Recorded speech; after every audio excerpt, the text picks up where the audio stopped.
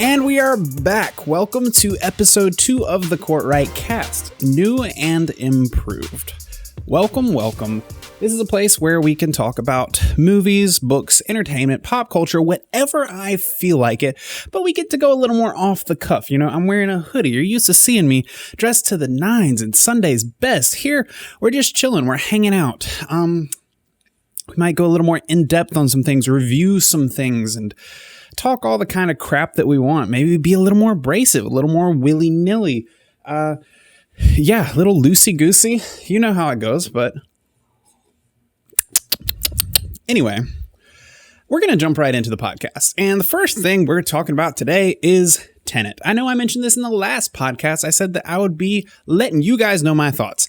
And I am fully prepared to do that, but in a different way than I expected. Because if we want to talk about Christopher Nolan's new movie, Tenet, we have to say, anyone who claims to know what they're talking about when they're talking about this movie doesn't know what they're talking about. That's how I feel about it anyway. That's a bit of an exaggeration. I feel like after watching the movie, I walked out of the theater and my entire reaction while I was watching the movie was I was just like, I don't know what's going on, but it looks really cool. And that was pretty much the entirety of the movie. It looked really cool. It felt really good. It was an incredibly enjoyable and immersive theater experience. But I didn't know what was going on. I'm going to be honest. I mean, I sort of did. I'm exaggerating just a bit, but it is an incredibly confusing movie. And so when I say that I didn't know what was going on, I don't mean that I'm an idiot. I'm not stupid, okay? I promise.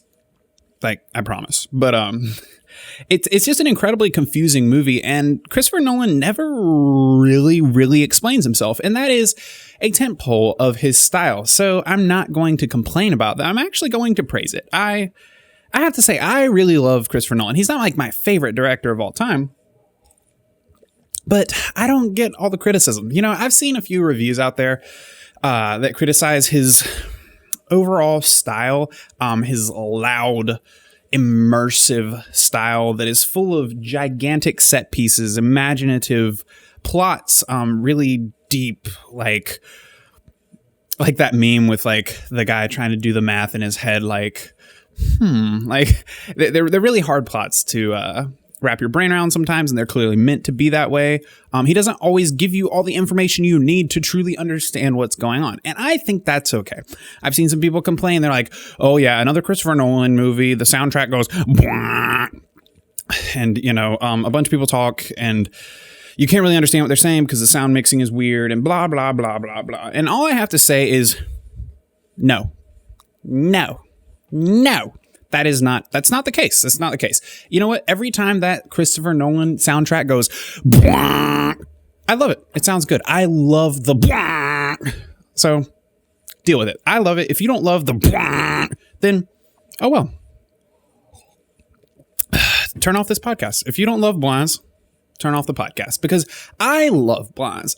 And let me explain why. The first thing that I love about this film is that, not getting into any of the story or just the acting or the characters or any of the really directing aspects, obviously the visuals are great, but what really makes this movie so immersive is the soundtrack. The sound editing is something that I love, and I know it gets criticism. So to each their own. I mean, you're wrong if you disagree with me, but like, to each their own, you know what I mean?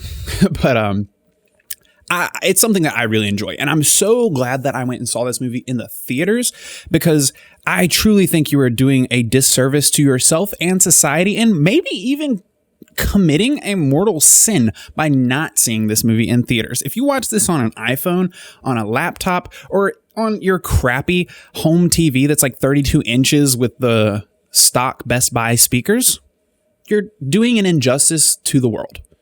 So the first thing you notice right off the bat when you jump into this movie is that it's so immersive. You know, the opening set piece, I won't get into like any spoilers, but the opening set piece is pretty cool. It's pretty creative.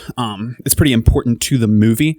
And the the best part about it is that you get into that theater, at least the theater that I was at, and they just blow your eardrums out. And now I know some people might not like that, but if you don't like that, that's your problem. I love that. I want my eardrums blown out when I go to the theater. That's just me. I want to get my eardrums destroyed. I want to need surgery by the time that I walk out. And Christopher Nolan does exactly that with Tenet. You get in there, and obviously the opening set piece is action-packed. I don't think it's a spoiler to say that, but every time that a character is punched, every time a gun goes off, even I know people talk about the sound mixing of the vocals, the talking that the characters do can be hard to hear at times. They say things like that because it is a little bit lower. You do have to listen a little bit harder, but I don't really agree with that. I felt like I could hear pretty much all of the necessary dialogue in the movie.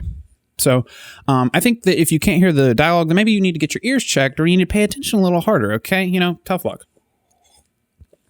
Anyway, I just love, not because it's just loud, but it's so immersive. And, you know, Christopher Nolan utilizes so many crazy, weird, random seeming noises that are mixed in with what I think is a great soundtrack, great music, but a lot of like just odd noises and screeches and hums and type of noises. So that's something that I truly love. I think it's really immersive, and it's such a tentpole of Christopher Nolan's style, and in Tenet it is on display in full. I think Tenet might be one of my favorite, probably like top 2. I don't know. I don't really rank Christopher Nolan movies, but as I'm doing it off the top of my head, it's top 2 in my Nolan movies maybe. But it's hard to say because I don't know if I rank the Batman movies as Nolan movies, even though they are Nolan movies. But then again, his first 2 movies were so good. I mean, you can't even forget about The Prestige. That's so hard. But yeah, I'd say Tenet is top 3 for me. And I say that even though I walked out of the theater kind of wondering if I really truly understood what I just saw.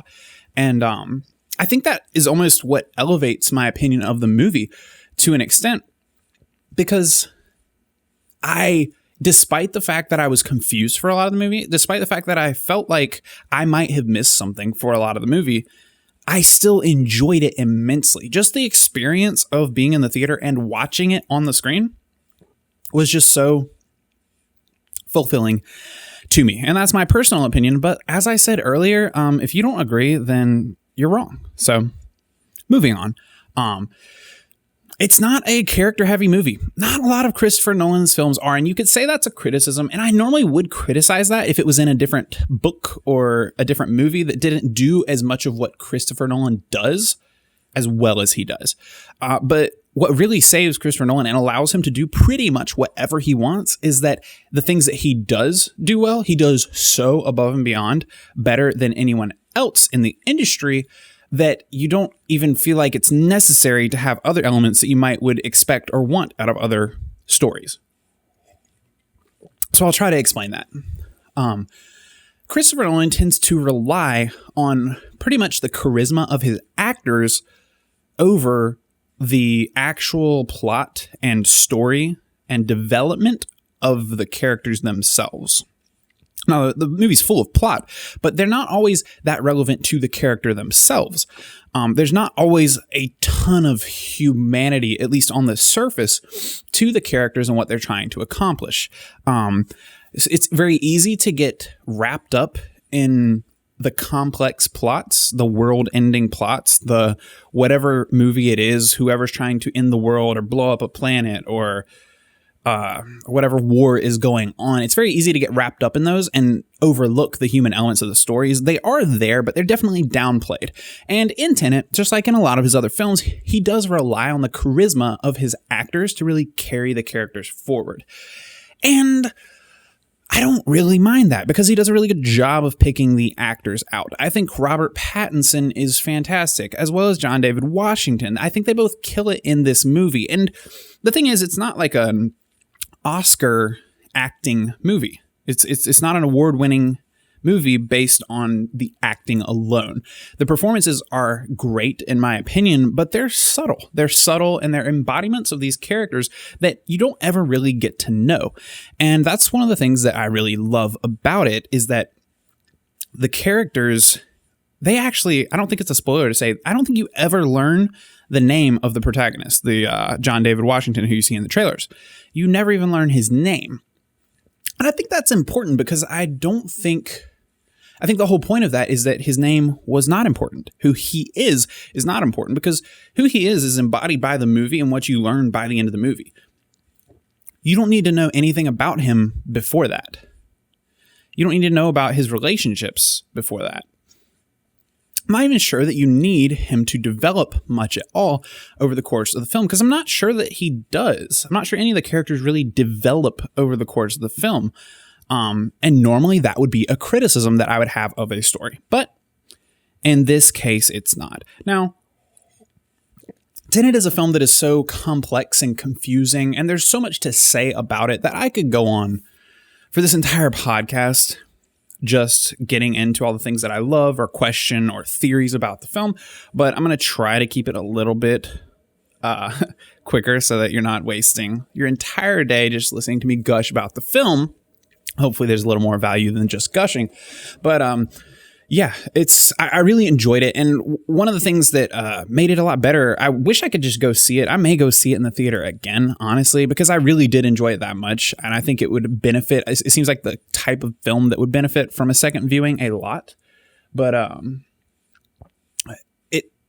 obviously I went home and I thought about it. I had to think about it. I had to talk about it with the people that I went to see the film with to really gather my thoughts and figure out where I would truly land, where I would truly rank the movie, what I would rate it, and so on. And one of the things that helps that out is going on YouTube and looking at all the theory videos and all of the Tenet ending explained videos that you find on YouTube, and so on and so forth.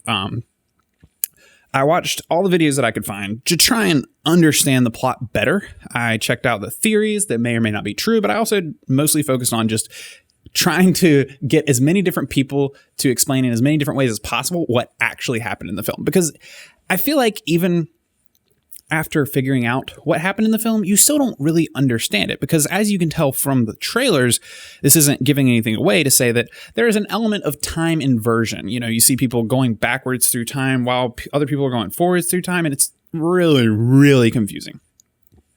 Even when you understand what's going on, it's still really confusing. There's a really philosophical edge to the kind of message of the movie. And I have to admit, I'm a sucker for that kind of thing. I do love the philosophical edge, leave you with a question. One of my favorite things about Nolan is that he doesn't really like to explain himself. And that's my big question to you, I guess, is does Christopher Nolan have to explain himself? I really don't think he does. And I think that's where some people get caught up. I think they often get caught up in wanting him to explain himself or feeling like he owes an explanation to the audience. And I really don't. I don't feel like he does. And I think that's what elevates his work to an extent. I think it elevates his work that he doesn't explain himself, and he leaves a lot to be desired, but it's in a good way. So if you can't tell already, if I haven't stated enough, I really enjoyed this movie. What really sends it over the top is just how immersive it is. As always with Christopher Nolan films, it's full of set pieces that are both impressive just in visual, but also incredibly creative.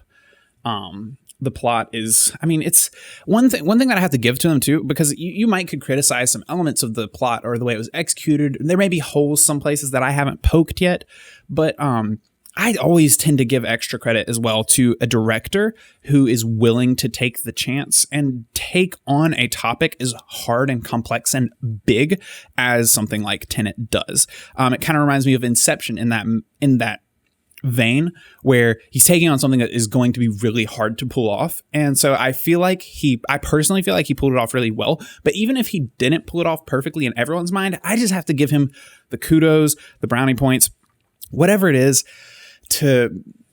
because it's just so hard. It's so hard to come as a director, as someone who's never directed and I would never direct anything. I don't even really understand the inner workings of directing because I'm an idiot. But I just imagine it being, and based on what other directors have achieved, it is incredibly hard to do anything like what Christopher Nolan has done, especially with the scope of what he's done. So yeah, kudos to Nolan. I love years when Nolan releases a film because I feel like he really does set the bar for other people to come. So I have rambled on that for long enough. I feel like I could go on and on and on because there's so much to think about, so much to discuss. But without getting into spoilers, there's really not much more that I can say. So the sound is great. It's immersive. It's thought-provoking. It's got great performances across the board. And something I wanted to lead directly into that relates to Tenet on some level is, dude, Robert Pattinson is such a great actor. Can we just talk about that? This kind of transitions into a couple of different things. He is fantastic in Tenet. He plays just mostly a supporting character. I would say like the sidekick, or he's really just a secondary character, but he gets a good deal of screen time. And I think he might be one of the most interesting and engaging characters by the end of it, after you see where things go. And I think he did a really great job with that film. Moving on from that, though, I watched another Robert Pattinson film last weekend called Devil All the Time, and it's a new movie on Netflix with Tom Holland and a bunch of other awesome actors. And I've heard people say that it's kind of like it kind of watches like No Country for Old Men did. It's that type of movie, kind of dark and gritty and thought-provoking, but kind of unsettling. I watched this film, and it's a good film. I can start with just my general thoughts on the film, I guess. Not going to give you guys a full review or anything, spend too much time on it, because really what I want to talk about here is Robert Pattinson, because I just love him. Oh my God. But no, gushing aside, Devil All the Time was I think it was a really good film. It's not the kind of film that you watch twice, though. And to explain that, there are some films that are just unsettling or hard to watch. And that's not because they're bad or because they go too far or because they're too dark or heavy. It's because it doesn't make it bad. That doesn't mean that was a bad thing. It just means I don't want to watch it again. And Devil All the Time is a hard movie to watch. It's kind of sick. There are a lot of crazy people in the film, a lot of really odd people in the film. And it's a meandering film that seems to be a meditation on something. There's a lot of religious leanings to the film. Not that the film leans religious, but it leans in the direction of, I guess, exploring some aspects of religion and the fanaticism that comes with that. I didn't feel like it was anything heavy-handed or particularly wrong or insulting to any religion, which I always appreciate. I always appreciate when movies or any work of art or story that may target or deconstruct or dive into a topic, that it doesn't do things in a propaganda-ish way, that it's more like it takes a look at something and shows all the sides. And I think that Devil All the Time did a decent job of that. I don't think they broke anything down, but it definitely showed a very interesting and dark side to religion. And more than religion, it's about fanaticism, it feels like. There's a lot more to the film, but without getting too far into it and going down the rabbit hole, Tom Holland is great in the film, and he is kind of the main character of the film. But Robert Pattinson, makes an appearance. He's not a major character in the film, but he does have his scenes. And as you've seen from the trailer, he dons this crazy accent. You see him in the trailer. He's like, delusions. He talks with such a crazy country accent, and it's hilarious to watch, but it's also really impressive because it's so good. It's like spot on. God, if you're from the South or have known any of these similar areas of the South, then you've probably heard something kind of like that before. It's a little bit of an extreme accent, but it just makes sense, and it really embodies the character that he plays. And I love it. I love seeing Robert Pattinson and the way that he can do all these different things. And I love his attitude more than anything, because I know there are a lot of people who are not that into film, I guess, or don't watch that many movies and just kind of know him as like, oh yeah, the sparkly vampire from Twilight. But that is not the case at all. That is not what he is. That is so far from what he is at this point that it's crazy that that's what people remember him for. I don't really have anything to say about his performance in Twilight. What I do know is that he has moved on from that franchise. and he has blossomed. And I really love the way that his career is going. He's done a bunch of indie films kind of up until now. I mean, he's done a few things. He's been really good in some things, not as good in some others. But I feel like he's really starting to find his stride.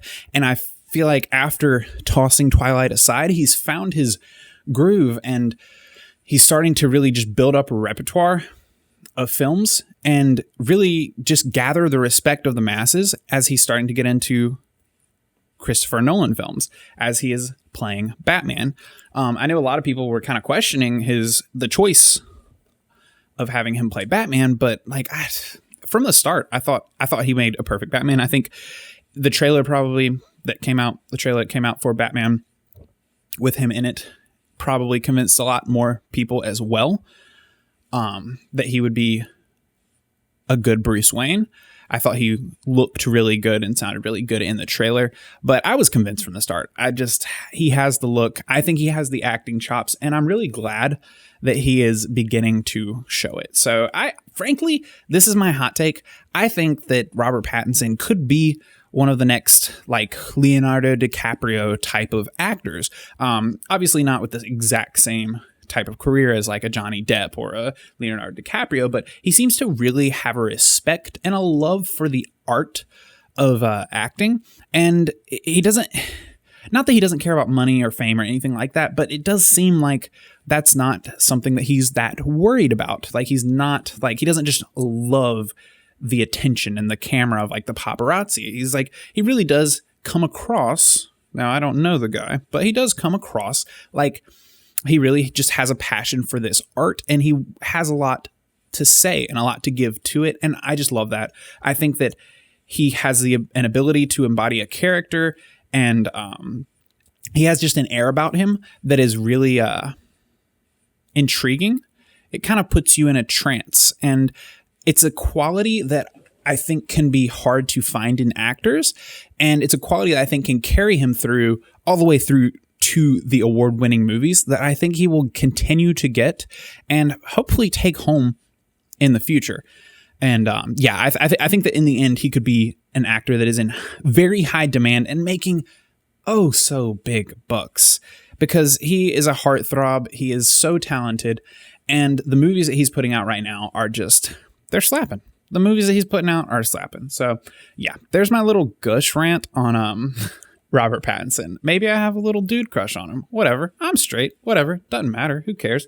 Anyway, moving on. While we're talking about movies, I don't even know if I wanted to talk about this, but I want to talk about it because there's some things that I love and some things that I really hate. And I'm just going to jump right into it. I was actually originally going to talk about whether or not I even wanted to watch this movie, but I ended up watching it this weekend. And that movie is a new Netflix film called Enola Holmes. I actually think that's the name. That's just what I've been calling it. I think it's just Enola Holmes. About Millie Bobbie Brown playing Enola Holmes, who is the younger sister of Sherlock Holmes. And I don't even feel like I need to get into the premise of the movie or to even give you an in-depth review. I just want to say, dude, I don't trust critics. I don't trust critics anymore. Not I guess individual critics, but the general. When I say critics, I guess I mean the media. I mean Rotten Tomatoes. I mean the paid critics, the people that write for magazines, people that are more just general media people, because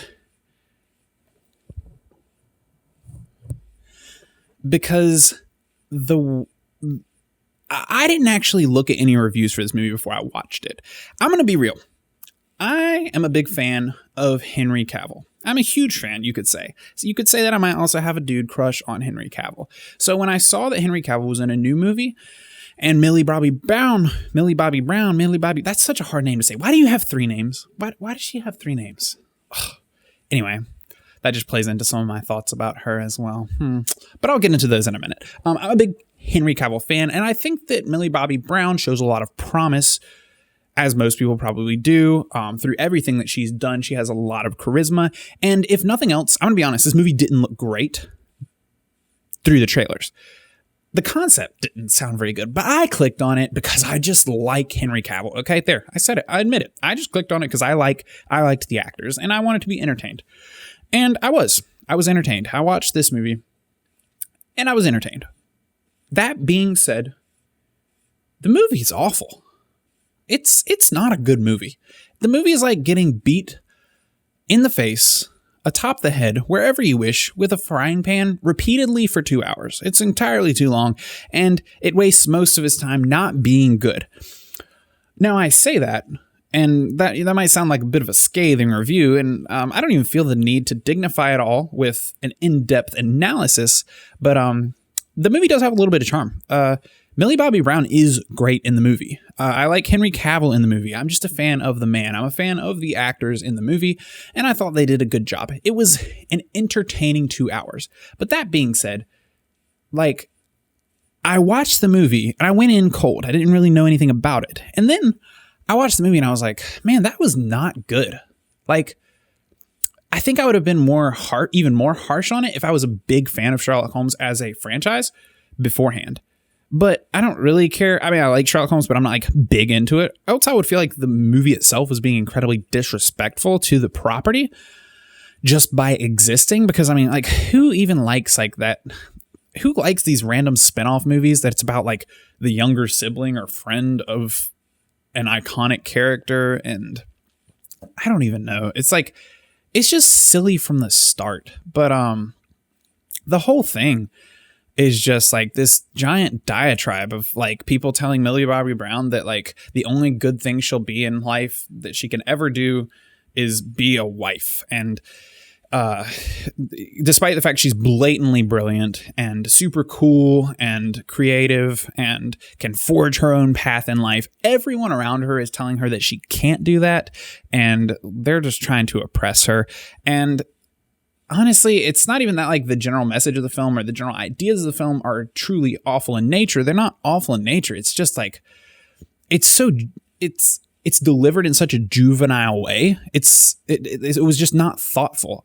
It's not creative. It was just like, they were just beating you. The directors and writers were beating you over the head with a frying pan for 2 hours while Millie Bobby Brown talked to the camera and broke the fourth wall in a way that was kind of cute and kind of charming, kind of annoying and kind of weird at the same time. Really still on the fence about that. But for 2 hours. And Henry Cavill makes his appearance, and then I give the movie a good deal of slack because I just like seeing him on the screen. So, yeah. Millie Bobby Brown is an interesting one to me because I think she shows a lot of promise as a young actor. And when she debuted in Stranger Things, I really, really loved her performance in that. And so I started to kind of keep an eye on her because I think she shows a lot of promise. I think as she gets older, she will continue to become a better actor. And I think she will get a lot of opportunities because she's already building such a fan base.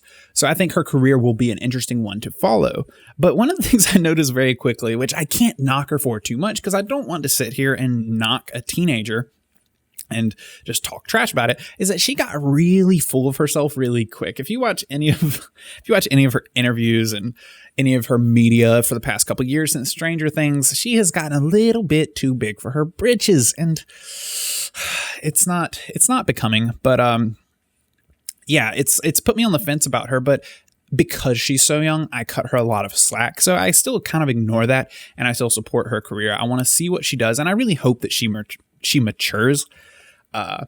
But yeah, so that movie was a dumpster fire. I'm just going to be honest. I'm just warning you now. Don't watch it. It's a dumpster fire. Actually watch it because if you're like me, you might like pain. And so feel free to watch it, but yeah, it's worth it. It's worth it. Henry Cavill's in it. I love Henry Cavill. Okay. Speaking of Henry Cavill, I want to see him really just take off. I want to see him start doing some really fantastic movies because I love the man so much, and he's done some really great movies, but I feel like lately he's just not taking the highest of quality roles. He's got good roles and they sound good and he looks good in them, but the movies and the films, the TV shows themselves just don't live up. Like, can we talk about The Witcher? I don't really have much to say about it, actually. I'm not going to sit here and review The Witcher. That came out months ago. But like, I thought he was a great Witcher. Thought he was great in that show. That show fizzled so fast. I watched the first episode of that show, And I was hooked. I watched the first episode. By the time they got to the super sick sword fight scene that everyone talks about and everyone shows on the trailers, I was hooked. That was just awesome. I liked everything about the show pretty much. I didn't really understand what was going on, but I really enjoyed everything about it. However, after like episode 1, the entire show just fell off. It was like they gave the budget for the show and like the excitement and the writing and the good directing to like the very first episode. And then they're like, all right, now we're good. Moving on. The rest of it can just go in the trash and people will watch it, because I didn't even finish the series because it was so lame. The production was meh. The story was convoluted, confusing, and there was only one interesting plotline, and that was the plotline of The Witcher himself, Henry Cavill. Everyone else's plotline was annoying. Like, it was just annoying. I don't have to say anything else past that. But like, Henry Cavill, please, let's get you in with some good actors and some good directors, because while I will watch the Witchers of the world, I will watch the Enola Holmes just to see you, just for a little bit of entertainment, but you, my friend, deserve better. That's all I can really say. So, before we get out of cinema Hollywood news, I want to take a second to talk about The Boys Season 2. I mentioned it in last week's podcast, but this week's episode really rubbed me wrong. And I've had a dilemma when it comes to what I want to talk about on this YouTube channel versus on this podcast. And I have this problem where I really don't want to go at authors or actors or anyone that's creating art. I really don't want to use this channel to break people down or to lean into the side of YouTube that is reactive to rants and complaining or bashing a show or a thing. But it's really hard not to do that because I have some strong opinions. So I am going to break that rule. I usually try to only highlight things that I like and be positive. But this podcast, like I said, we're going off the cuff and it's a little willy-nilly, and this is what you get. So anyway, The Boys Season 2 has been okay so far. It has a lot of the things that made The Boys Season 1 great, but it's kind of fizzled, mostly in the direction that it's taking. The direction of the plot is just not as strong as Season 1 was. Now, I'm not going to break down the season so far, but what I will say is that this weekend's episode was so meh. It was meh, and it was also annoying. And I want to explain why it was annoying in a way that makes sense, because it's not about taking sides. It's not about espousing an opinion about the world or society or politics or anything like that. It's about the art. So about the art, how can I say this? It's not. This may be a spoiler. This is a slight spoiler. But it's not a major one. It's not for a major plot point. The episode this week, I believe it was episode 7, begins with a little montage of Homelander and Stormfront going all over these news outlets and at all these protests and shouting about America and railing against immigration and all these things. Meanwhile, you watch this guy, this random guy we've never seen before in the show. He's kind of fat. He's kind of unattractive. He kind of comes across like the directors want this guy to be an incel. They show that he doesn't really have anything going on with his life. He's just watching the TV and consuming this garbage entertainment. All these diatribes that are coming from Homelander and Stormfront. They're just talking about, yay, America. We hate all these immigrants and all this stuff, and they're saying all these abrasive things. And then this guy goes to like a convenience store and he's checking out, and he realizes that the person that is behind the counter is someone that is foreign, or he might think that they have immigrated to America, and he clearly is transposing what's been going on in the news with Homelander bashing immigrants. And because in the show, they have this problem where the bad guys or Vought has kind of created these super villains to kind of, it's like all a contrived thing where it's not like super villains arose to fight the superheroes, but the superheroes have pretty much created super villains to keep them in business so they have something to fight so they can get into the military. It's all really gross stuff, as with the boys. That's just par for the course. But clearly this incel type character sees this foreign man at this convenience store and he thinks like he puts the image that Homelander has been giving him onto that man and thinks this person is a terrorist super. And yeah, he sees him a couple times and he finally sees him over the course of it's like a minute and a half little montage. He just kills the guy. He takes a gun out and he kills the guy because he thought he was a soup. And it's clearly like they're trying to say that he thought that he was getting so paranoid by the media and by what Homelander and Stormfront were putting out and the way that it was influencing him. It was all he was taking in, that he had been almost radicalized to Homelander and Stormfront's agenda. And so yes, he kills this man, this clearly I think an immigrant type of man. I don't know where he was from. I don't even remember exactly what he looked like, but he kills him and he goes, I saw the light in your eyes. You were a super.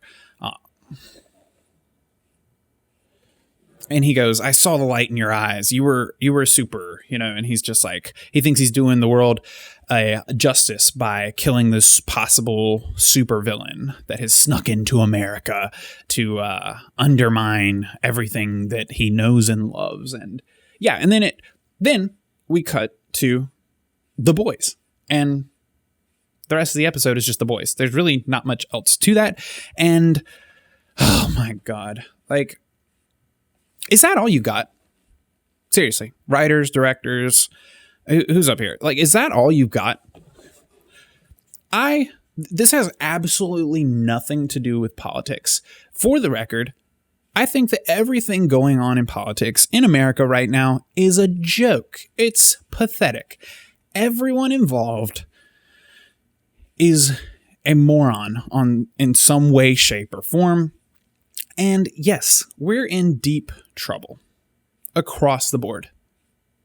That being said, this attempt at art is a pathetic attempt. It's weak.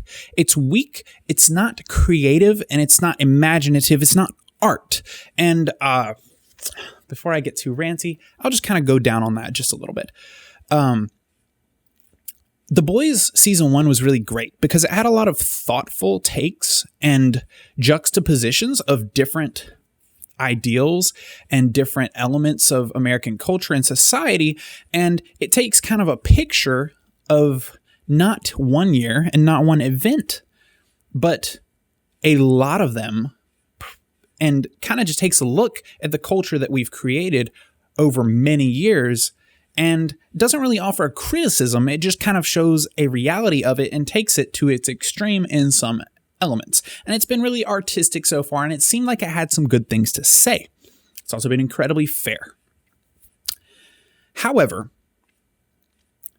it becomes deeply uncreative when you start to take your art that is supposed to be sort of a window or mirror of modern society, and you start to just try to insert your opinion or your view of an event onto your art, and it's just copied and pasted. My problem isn't the subject that they were clearly trying to tackle, because if you didn't get it from my explanation, the subject is clearly exclusively them trying to paint a picture of the Trump administration and the propaganda that comes out about the Trump administration and show what they believe Trump himself and whatever his ideologies and the people that like him must be thinking and want to do or be like. It is just so clearly they're just trying to paint a picture of what they believe America or Trump supporters are like. And I'm not here to tell you that that's not the truth, because it very well could be in some instances. I think both they and you guys know that it is not the case in all instances. And the last thing that I want to do on this podcast is talk about politics or defend Trump, because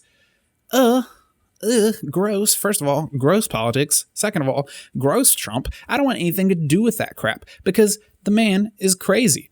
They're all crazy. I don't want them having any influence on my life, your life, anyone's life in any way, shape, or form.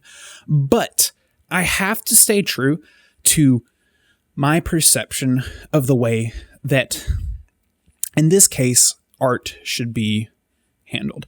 And I don't feel like art was handled here. And that's really what I have to say. Because when you start to just take clips from CNN and paste them onto your original show, it's just not creative.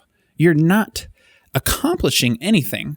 You're not showing anything. They didn't create anything here. I guess that's my problem. I do not like shows or movies or messages that are just like, hey, look, this is what America's like. This is our life. It's just not creative. So yeah, I was just deeply disappointed in a show that, if you listen to last week's podcast, if not, I'll restate it. I have loved this show up until now, and I still love the show. I still think the show is doing a good job. I think that season 2 is weaker than season 1, but there's still plenty of potential for it, and I'm enjoying it.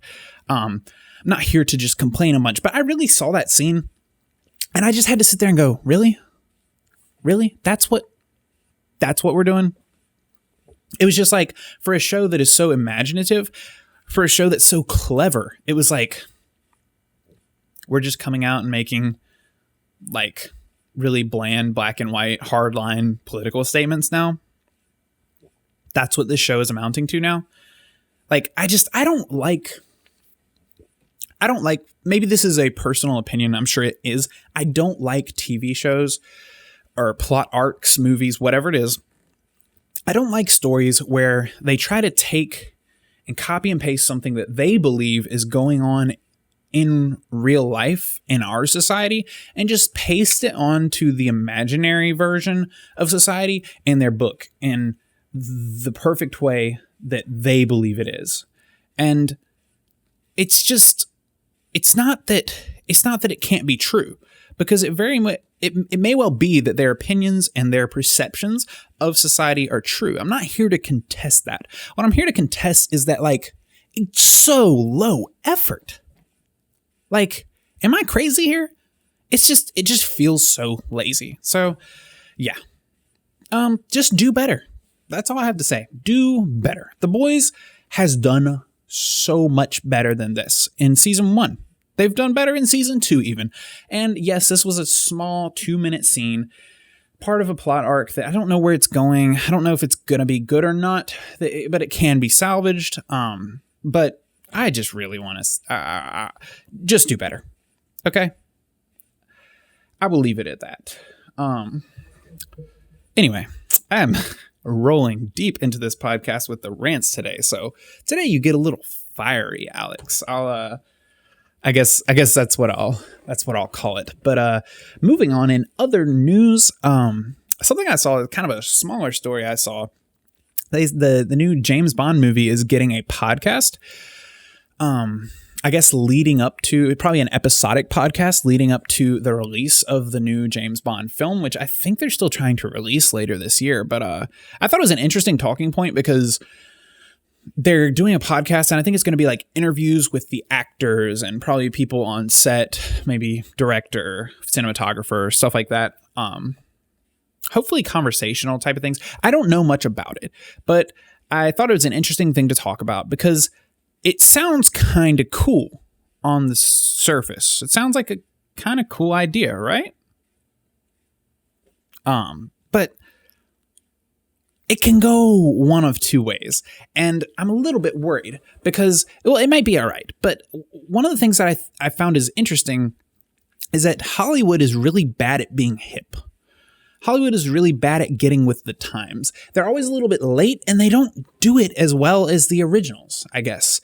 And podcasting is a new thing. It's incredibly popular now, and everyone's jumping on the train. Hell, I'm on the train here, so I can't criticize. But one of the things that I always notice is common among the Hollywood types that try and get into this thing is that they try to copy this format, but they don't do it well, and they still try and paste their Hollywood their Hollywood tropes and norms onto the creations, and it doesn't really come out feeling that good, and it doesn't come out feeling very original, and most of all, it doesn't come out feeling like it's got any real heart. But my problem with Hollywood is that I don't feel like they have their ear to the floor of the culture. They're not listening to what the kids are really doing. They're looking at it from afar, and they're thinking, that's popular, do that. And then they dump a bunch of money into that art form or creation or property that they create that is just trying to copy what the kids are loving these days, and it comes out not too good. It's like, I mean, if you look at a lot, there are a few people that have succeeded, but if you look at a lot of like the radio broadcasters and their switch over to podcasts, not that good. If you look at even a lot of some of them are okay. Some of them I like. Some of them are better than others. Celebrities that have tried to start podcasts, like specifically actors, like I hate to call it out right here, but like the David Tennant podcast, like it sounded like a really good idea. Who doesn't love David Tennant? But the podcast itself is a bore. It's not something that he's good at, and he has some of the worst guests on, and they talk about the most snooze fest of subjects. It's clearly like, hey, this is popular. Let's do something like that. And then they try and do it. And then they try and copy and paste a lot of their Hollywood formulas onto their new properties in the podcasting realm or whatever it is. It could be YouTube. I mean, I've seen, celebrities have been trying to make the switch over to YouTube, I guess, maybe to build their brand or implement some extra cash into their salaries. I don't know.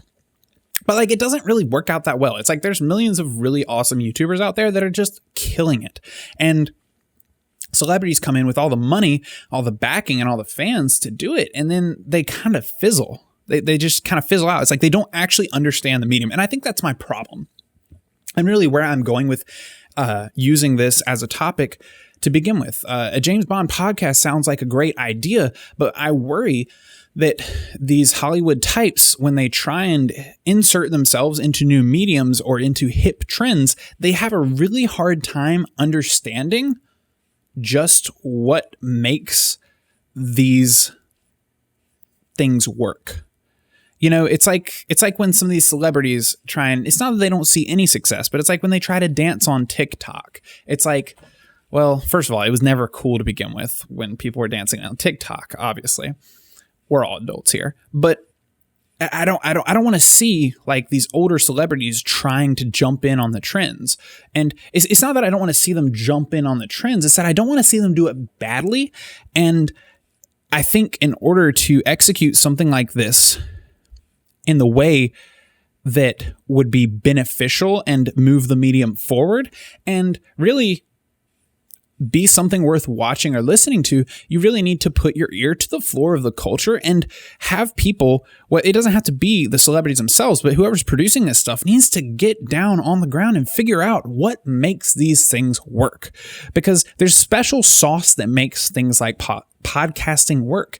And so far, I've seen a decent amount of celebrity podcasts like this, and they're not great, especially like the ones that are backed by these businesses or media companies or things like that. It's like they have all the backing in the world. They get all the equipment they need. They get all the promotion they need, but then the content isn't there because they don't really understand how to do the content. So I guess my advice to these Hollywood people is like, hey, how about get down on the ground and put your ear to the floor and figure out how these things work. Don't just jump on the trend, because like I want to see things like that. I want to see these mainstream properties move into these new media avenues and really kill it, like really do a great job and bring us, because in the end, something like this is about promoting their new film and bringing us more content to enjoy, to give us a better understanding of what went into the production process and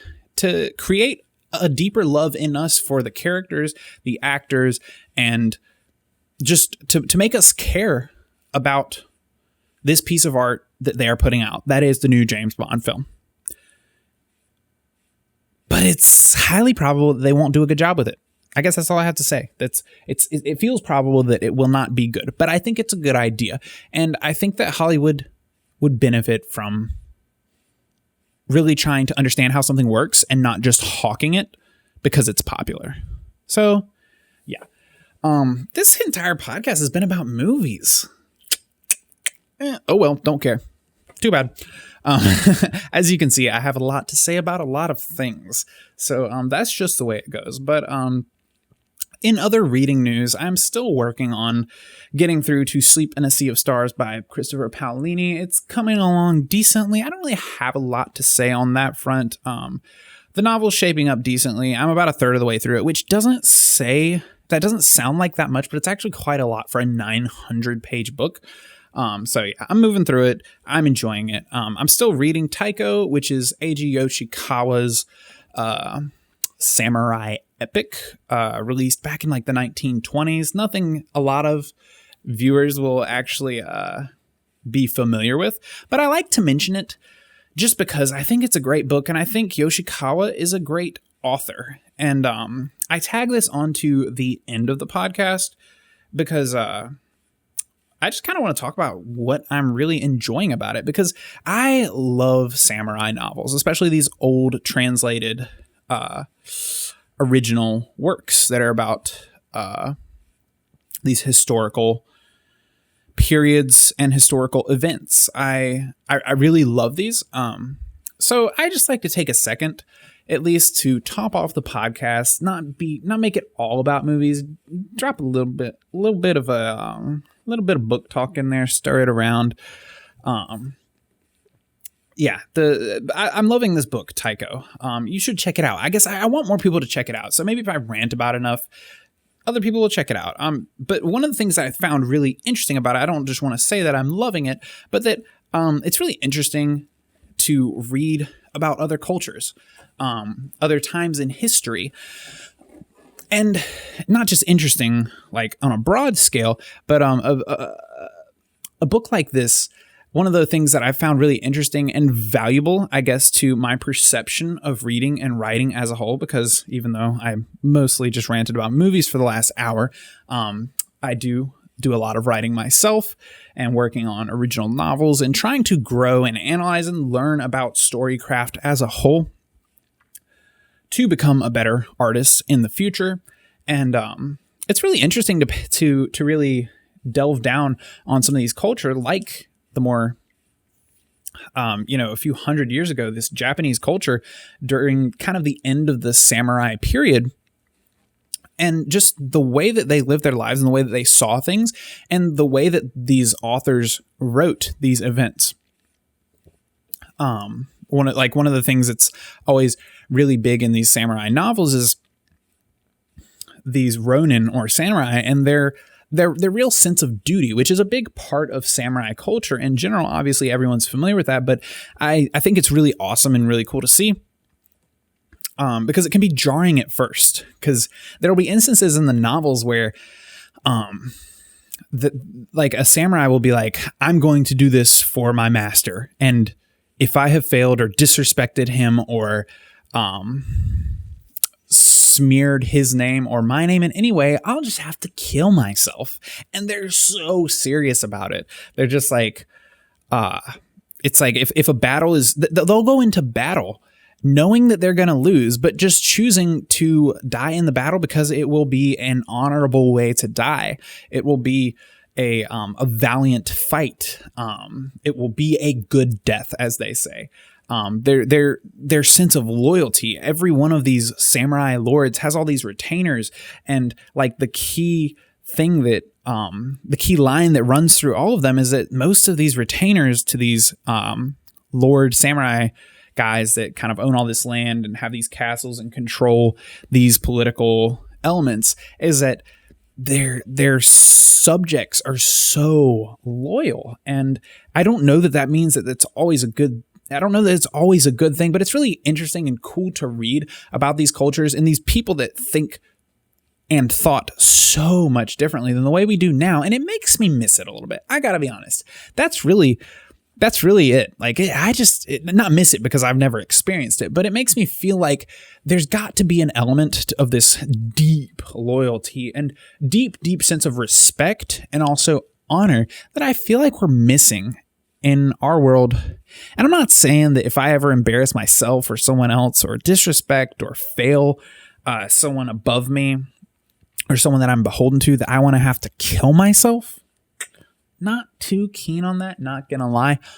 But I do think we could do with a little bit more honor, a little bit more loyalty. And I think there's something to say for having customs and culture, having traditions, having these elements of our culture that are tried and true, I guess. And I do think that America has that to an extent. America has a lot of culture. We are a melting pot of cultures. But I think there is an element of tradition and having a little bit, stricter customs that I think we could benefit from. I think it would help keep us all, a little more grounded more often.